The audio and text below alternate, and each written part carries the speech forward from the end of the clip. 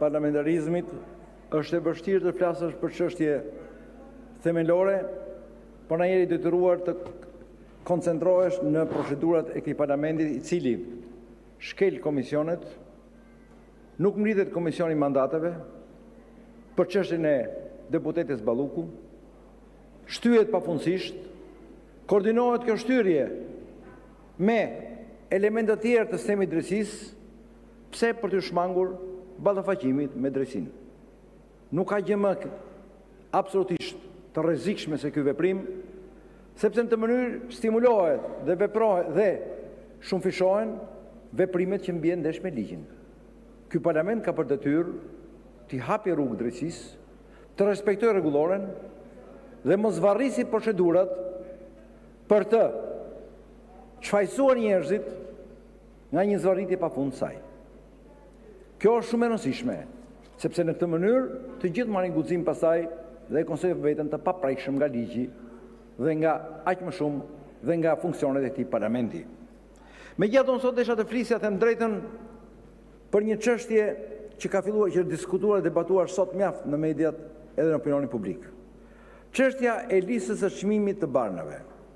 E lexoj vazhdimisht dhe shikoj që flitet, diskutohet disa herë dhe në mënyra jo shumë të sakta. Ku është çështja? Dhe ku është problemi? Dhe pse e lidha me elementin e parë? Sepse dhe lista e Barna që po bëhet është e lidhur me mjaft veprime korruptive, është e lidhur me veprime të cilat në këtë mënyrë dëmtojnë ndesh rënd qytetarët, po dhe buxhetin e shtetit. Dhe ngelin të pa dënuara dhe të pa bllokuara. Çfarë po ndodh? Është paraqitur një listë çmimesh Barnave. Thelbi dhe esenca e saj është vazhdimi i një procedure, një procesi të rrezikshëm që ka filluar në farmaceutikën shqiptare, e cila lidhet me 3 elementë. Së pari, lidhet me dobësimin dhe uljen e vazhdueshme të sigurisë medikamentoze, absolutisht, duke bërë çfarë? Duke përzënë dhe duke detyruar të largohen kompanitë serioze, duke shkurtuar gjithmonë më tepër sasinë e medikamenteve të certifikuara nga EMA, që është organizmi evropian, Agjencia Europiane Kryesore, e cila është përgjegjëse për sigurinë medikamentoze. E dyta është duke ulur apo mbajtur një lloj fondi në rimbursimit dhe duke bërë që në Shqipëri qytetarët shqiptarë të detyrohet të paguajnë mbi 60% të shumës së medikamenteve nga xhepi, sepse fondi i rimbursimit mbulon vetëm rreth 40%. Dhe e treta, që gama e medikamenteve që qarkullojnë në Shqipëri është shumë e ulët. Çfarë po ndodh me listën e fundit? Dhe çfarë po ndodh me listën e fundit? Është kjo tendencë në mënyrë të paprecedent, pas një negocim me kompanitë, vjen dhe përcaktohen çmime të blerjes nga shteti të medikamentet të këtyre kompanive jashtë interesat kompanive. Gjë që bën dhe po bën tërheqjen e kompanive serioze. Shqiptarën nga medikamentet e sigurta. Kjo krijon hapësira padyshim dhe veçanërisht për listën e rimbursimeve që të mbushet vendi me medikamentet pa certifikuara nga organizma ndërkombëtare. Çdo të thotë një medikament i pa certifikuar nga EMA, do thotë një medikament i pa sigurt. Do thotë një medikament që nuk lejohet të qarkullojë në vendet e Bashkimit Evropian, do thotë një medikament që nuk lejohet të qarkullojë as në Kosovë, ku qartësisht në ligjin e Kosovës është shkruar që në Kosovë mund të qarkullojnë medikamente vetëm ato të cilët janë të regjistruar nga Agjencia Europiane përkatëse EMA. Pra në këtë mënyrë mbahet niveli i sigurisë medikamentoze. Kjo po bën që në Shqipëri gjithmonë dhe më tepër të stimulohen medikamente të cilat nuk janë të certifikuara, medikamente që vinë nga burime të paqarta, qoftë të importit, qoftë dhe prodhimit të brendshëm, sepse dhe prodhimi i brendshëm duhet shtyr, duhet të kaloj detyrimin e një certifikimi ndërkombëtar, që është certifikimi i EMA-s. Ndryshe, asgjë nuk ka marzh sigurie.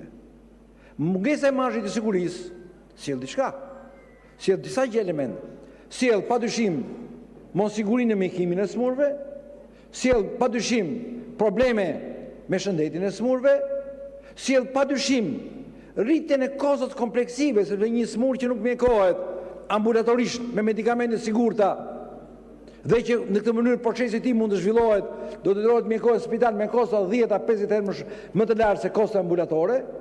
Pra, dëmtohet shëndeti i njeriu, rrezikohet shëndeti i njeriu, dhe nga tjetër çfarë bëhet? Stimulohen të vinë kompani klienteliste, të cilat nuk janë të origjinë sigurt, kompani jo serioze, me cilat mund të bëjnë dille pasaj dhe nën tavolinë për interesa personale të grupimeve që shfryzohen, kompani këto të cilat mund të jenë qoftë të nivelit të brendshëm, qoftë të importit. Pra jemi në situatë do thoja mjaft të rëndë. Dhe veçanërisht në listën e fundit të medikamenteve, ky është i pari kryesor i zhvillimit të saj. I lëm ato budallëqet ordinere të presjeve dhjetore 4.000-5.000 herë janë kot. Ja u them unë. Thelbi është kjo. Thelbi është përzënia e kompanive serioze. Përzënia dhe heqja nga listat e medikamentet të origjinës sigurt. Mbushja atyre me medikamentet pa sigurta që rrezikojnë jetën e njeriu, që lidhen me korrupsionin galopant që është nga ata që bëjnë të lista dhe që lidhen me gjë tjetër. Sepse kërkohet në këtë mënyrë të sanohet kolapsi financiar ku është i SKSH-ja. Është kolaps financiar, u them unë juve. Jo, është dhe për faktin sepse fondi i rimbursimit është shumë i vogël.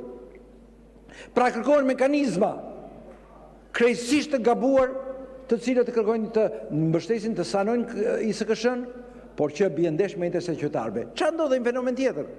Ndodhet një fenomen tjetër. Kjo është ka stimuluar që në Shqipëri 30% e medikamenteve që qarkullojnë janë medikamente që vinë me çanta nga jashtë, për përdërim personal apo për shitje kontraband. Kjo është. Pse? Se qytetari do të marrin medikamente sigurta, do të marrin një lloj si mjekoti italiani, greku, sloveni, medikamente të një niveli.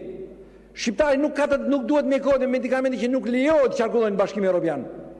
A herë detyrohet i dërgoj djali, vllai, miku, shoku për çanta medikamente për përditshmëri personal apo dhe çanta të tëra për shitje pasaj kontraband me çmime më të larta se tregu perëndimor, dhe që padyshim të gjitha medikamentet që futen pa regjistruar dhe kontraband kanë rrezikshmërinë e tyre, sepse shumë element nuk dihet medikamenti, humbin shumë elemente të domosdoshëm në konceptin farmaceutik të sigurisë medikamentoze. Pra kjo është esenca, këtu është thelbi. Dhe nga ana tjetër kemi edhe një element tjetër. Gama e principeve aktive që qarkullojnë në Shqipëri është shumë e ulët. Gama e principeve aktive në Shqipëri është jashtëzakonisht e ulët.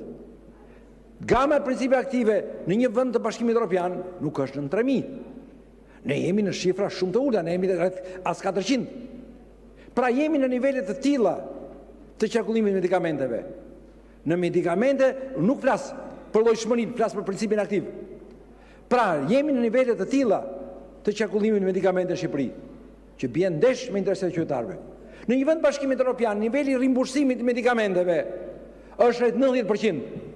Në Shqipëri niveli i rimbursimit të medikamenteve është 40%.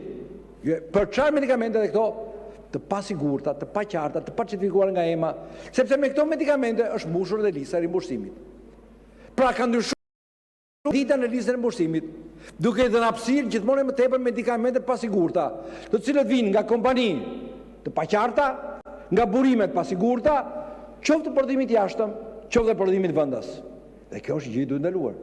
Detyrimisht, unë kërkoj dhe propozoj që të miratohet një ligj që ka qenë në 2014, ku në Shqipëri nuk lejoheshin të vishin medikamentet pa certifikuar nga EMA apo Food and Drug Administration, ku në Shqipëri nuk lejohet të vishin medikamentet cilat nuk ishin regjistruara së paku në 2 vende të Bashkimit Evropian, dhe e treta, që së paku për 2 vjet nuk qarkullonin në 2 vende të Bashkimit Evropian. Kjo ishte marzhet e sigurisë. Kishim 3 marzhe sigurie. Sot janë hequr të gjitha. Sot futen medikamente atë nga zgjedh nga janë. Dhe kush është përgjegjës? Kush i certifikon? Askush përveç prodhuesit, i cili ka interes të shesi. E kupton ku jemi dhe kush më përgjegjësi? Askush nuk bën përgjegjësi. Sepse dhe niveli kontrollit banave në Shqipëri është nivelet katastrofale, qoftë nga ana e korrupsionit të madh që ka Shqipëria, qoftë nga ana e teknologjisë që ka. Prandaj kam propozuar që me marrëveshje që kemi me Italinë për shëndetësinë, t'i kaloj AIFOS kontrolli medikamenteve shqiptare që futen në Shqipëri. Absolutisht. Për siguruar atë sesi medikamentesh që marrin dhe italianët. Faleminderit. Fjalën e ka zoti Malaj, të përgatitet zoti Sheaj.